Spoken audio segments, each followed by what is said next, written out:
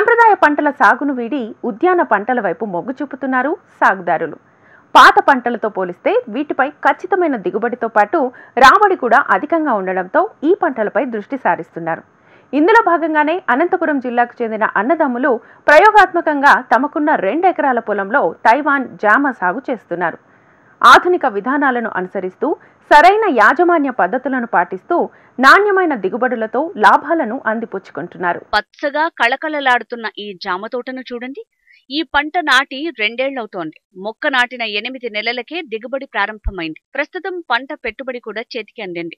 చూడ్డానికి జామ మొక్కలు చిన్నగా ఉన్నా ప్రతి కొమ్మకు గుత్తులు గుత్తులుగా జామకాయలు వేలాడుతున్న ఈ తోట అనంతపురం జిల్లా వజ్రకరూరు మండలం ధర్మపురి గ్రామంలో ఉంది.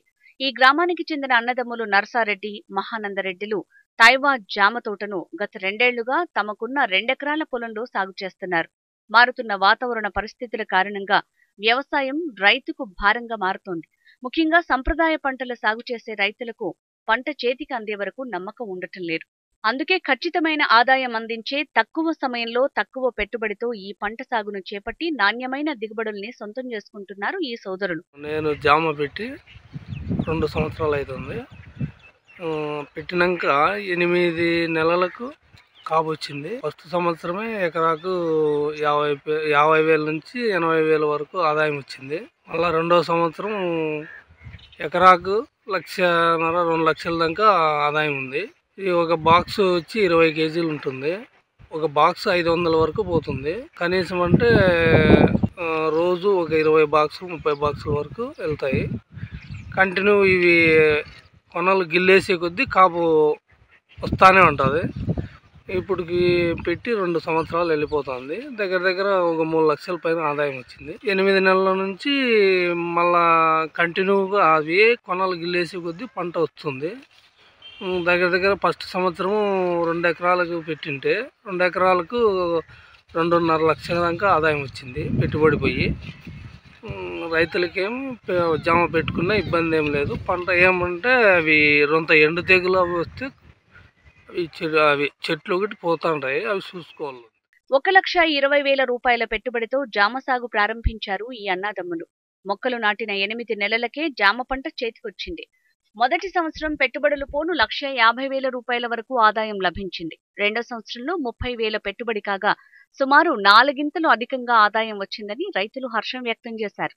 మొక్క ఒక్కసారి నాటితే 15 ఏళ్ల వరకు దిగుబడి అందిస్తుందని రైతులు తెలిపారు.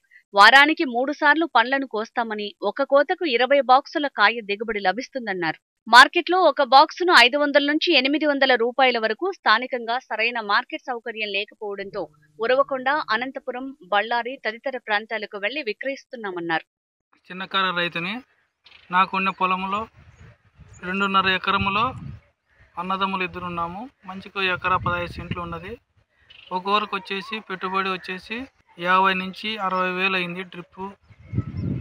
డ్రిప్ లైను మొత్తం చెట్లు కొనుగోలు అంతా వచ్చేసి 50,000 నుంచి 60,000 వరకు అయినది. మాకు చెట్లు పెట్టినప్పటి నుంచి కోతకి 8 నెలల లోపల ఫస్ట్ పంట వచ్చినది. అప్పుడు బళ్ళారిలో మార్కెటింగ్ చేసినాము. అప్పుడు ఉరవకొండలో ఇంకా మేము ఇంకా ఇవ్వలేదు. అక్కడ మార్కెట్ బాగుందని అక్కడ వేసినాము. ఫస్ట్లో బాగా మంచి అమౌంట్ వచ్చినది. సెకండ్ వచ్చేసి ట్రావెలింగ్ ప్రాబ్లం వల్ల మేము ఉరవకొండలోనే బండ్లకి కమిషన్ లేకోకుండా 500 బాక్స్తో అమ్మినాము. అప్పుడు మాకు గిట్టుబాటు అయినది. కాబట్టి మార్కెటింగ్ లేదు ఉరవకొండలో. అనంతపురం పోవాలంటే ట్రావెలింగ్ ఛార్జ్, కమిషన్ ఇవంతా పోతాయి కాబట్టి గిట్టుబాటు ఆశాజనకంగా ఉంటుంది. కాబట్టి ఉరవకొండలో మార్కెటింగ్ జామకి పెడితే బాగుంటుంది. మార్కెట్ చూసుకుంటే జామ సాగులో పెద్దగా ఇబ్బంది ఏమీ లేదని ఈ రైతులు తమ అనుభవాలను తెలిపారు. ఏటా 3 నెలలు మొక్కలకు విశ్రాంతిని అందించి కొమ్మల కత్తిరింపులు చేయాలని సూచించారు. తద్వారా నాణ్యమైన కాయ దిగుబడి లభిస్తుందన్నారు.